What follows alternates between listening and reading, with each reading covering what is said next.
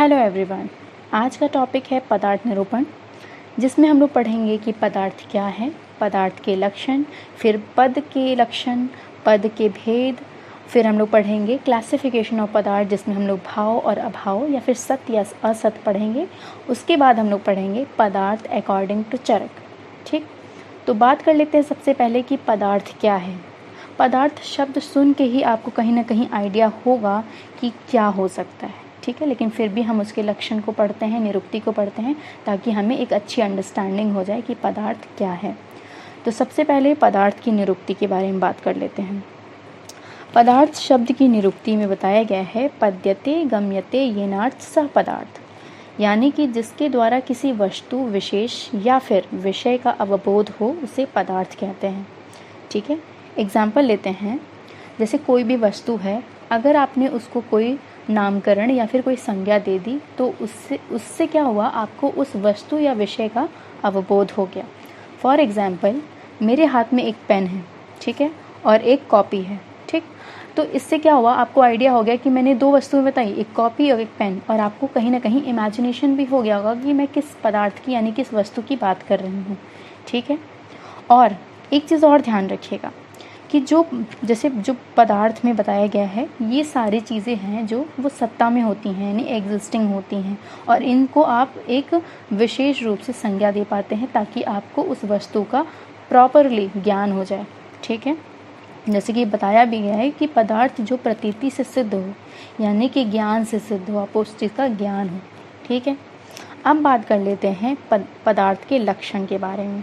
पदार्थ के लक्षण में बताया गया है कि अर्थ पदस्य, पदार्थ का अर्थ है ऐसा वस्तु जिसका किसी भी शब्द से बोध हो, जैसा मैंने आपको एग्जाम्पल में भी बताया, और जितनी भी वस्तुएं हैं उनका नामकरण संभव हो, वो पदार्थ होते हैं। जैसे अर्थ पदस्य में यही कहा जा रहा है कि पद का अर्थ पदार्थ है। ठीक, अब दूसरी चीज़ क्या आती है, पद। जैसे पद शब्द मिला आपको, उसका सार्थक शब्द या अक्षर होगा। ठीक है, यानी कि अगर कोई शब्द मैंने बोला तो आपको उसका सार्थक शब्द यानी कि एक अंडरस्टैंडिंग होगी, कंफ्यूज नहीं होंगे कि इसका क्या मतलब होगा।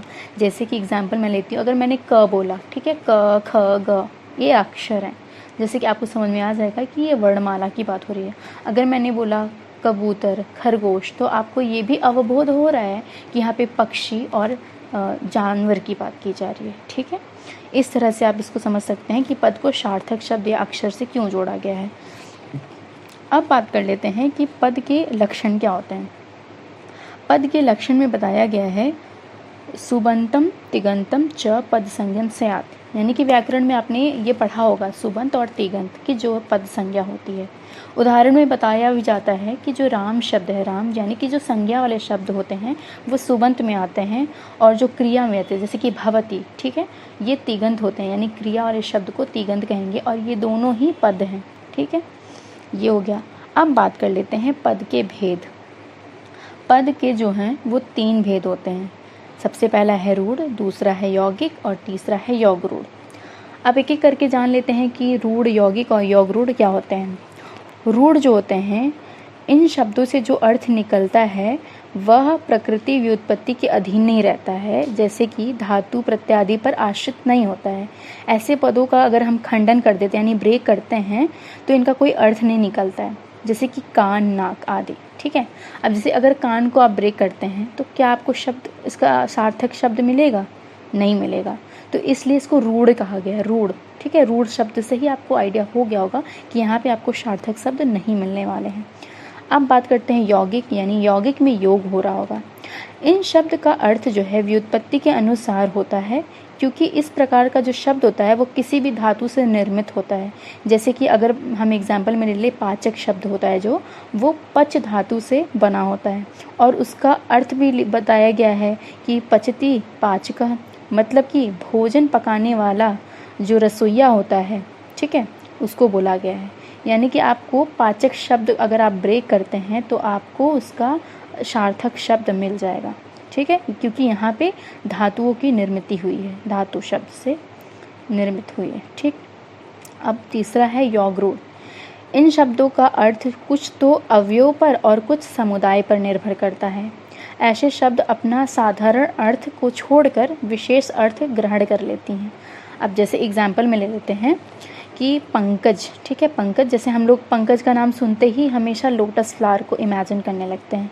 तो अब पंकज को अब अगर आप ब्रेक करते हैं तो आपको शब्द मिलेगा पंक और ज, ठीक है। पंक का मतलब है कीचड़ और ज यानी जन्म लेने वाला। लेकिन अगर आप खुद भी सोचिए कि कीचड़ में केवल कमल का फूल ही नहीं उगता है, और भी सारी चीज़ें होती हैं, ठीक है।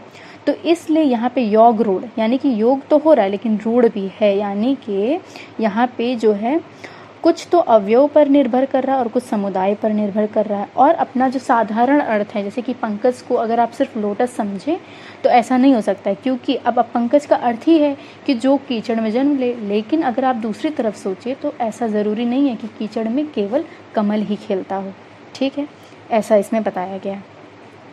अब बात कर लेते हैं हम लोग पदार्थ के प्रकार की, ठीक है। आपको कहीं ना कहीं ये क्लियर हो गया, पदार्थ के लक्षण, पदार्थ की निरुक्ति भी क्लियर हो गई, और फिर पद की लक्षण क्लियर हो गया, उसके भेद क्लियर हो गए। अब हम लोग बात करेंगे पदार्थ के प्रकार एवं उनके संख्या के बारे में, ठीक है। तो पदार्थ में बताया गया है भाव पदार्थ और अभाव पदार्थ, ये इसका क्लासिफिकेशन है, ठीक है।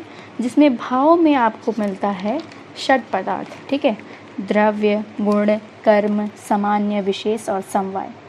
जिसमें द्रव्य, गुण, कर्म जो होते हैं वो मुख्य पदार्थ हैं और सामान्य, विशेष, समवाय ये उप पदार्थ हैं, ठीक है। अब ये जो संख्या है ये 6 होती हैं। षट पदार्थ जैसा कि मैंने बता दिया ये वैशेषिक दर्शन के अनुसार है, ठीक है।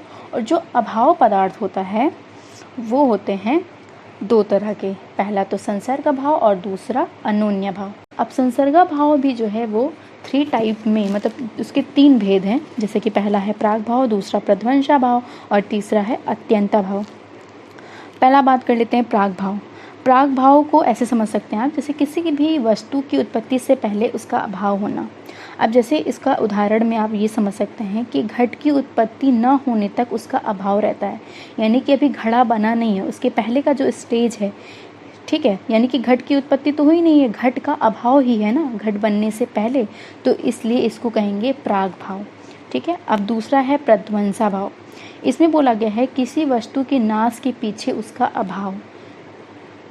जैसे उदाहरण में हम ले लेते हैं कि घट के नष्ट हो जाने के बाद जो घट का अभाव हो जाता है वह प्रध्वंसा भाव है, यानी कि घट अभी बना नहीं था, उसके पहले का जो स्टेज था वो प्राग भाव था। अब घट बन गया है, ठीक है, यानी कि वो सत्ता में आ गया, लेकिन घट के टूटते ही, उसके नष्ट होते ही अब उस घट का भी अभाव हो गया, इसको कहेंगे प्रध्वंसा भाव, ठीक है। अब तीसरा जो है वो है अत्यंता भाव, ठीक है। अत्यंता भाव में बोला गया है कि किसी वस्तु का नितांत अभाव हो जाना, ठीक है। अब नितांत अभाव क्या, त्रैकालिक अभाव अत्यंता भाव कहा जाता है। जैसे कि वायु में रूप का अभाव, क्या वायु में आपने कभी रूप देखा है? नहीं ना, सिर्फ आप उसको स्पर्श से ज्ञान कर पाते हैं। तो अत्यंता भाव है, यानी पूरी तरह से, अत्यंता अभाव यानी पूरी तरह से अभाव है, ठीक है। आप इस शब्द से भी इसकी अंडरस्टैंडिंग कर सकते हैं। अब बात कर लेते हैं अभाव का जो दूसरा पार्ट था अनन्य भाव, ठीक है, उसके बारे में। अनन्य भाव में कहा गया है कि एक वस्तु का अन्य वस्तु में जो अभाव होता है उसे अनन्य भाव कहते हैं। जैसे कि घट पट न होने से और पट घट ना होने से घट में पट और पट में घट का अभाव रहता है। अब इसमें ये बोलने का क्या मतलब है कि घट में पट नहीं, घट अगर आपने घड़ा देखा होगा तो नीचे जो सरफेस होती है वो थोड़ी राउंडेड होती है, ठीक है। पट जो होता है वो बिल्कुल फ्लैट होता है, प्लेन होता है। तो घट में पट का अभाव होना, ठीक है, यानी कि घट में कोई भी प्लेन सरफेस नहीं है, वो राउंडेड होता है। घट में पट ना होना, ये है अनन्य भाव, यानी किसी एक वस्तु में दूसरी वस्तु का अभाव होना, ठीक है। आई होप कि आपको ये चीज़ क्लियर हो गई होगी। अब पदार्थ अकॉर्डिंग टू जो चरक बोला गया है उसमें पदार्थ के जो पार्ट बताए हैं, जैसे कि सत और असत, यानी सत जो एग्जिस्टिंग है, असत जो एग्जिस्टिंग नहीं होते हैं, नॉन एग्जिस्टिंग, तो ये चरक के अकॉर्डिंग ही है, जिसे आप भाव और अभाव से ही समझ सकते हैं। तो ये था पदार्थ निरूपण के बारे में। नेक्स्ट वीडियो होने वाली है दर्शन निरूपण के बारे में, और कोई भी क्वेरी है रिलेटेड टू पदार्थ निरूपण तो आप हमें कमेंट सेक्शन में भेज सकते हैं। और डिस्क्रिप्शन बॉक्स ज़रूर चेकआउट कीजिएगा, क्योंकि ऑलरेडी कई वीडियोज़ रिलेटेड टू पदार्थ विज्ञान अपलोड हो चुकी हैं, तो आप उसको भी विज़िट कर सकते हैं। Thank you for watching my video and take care.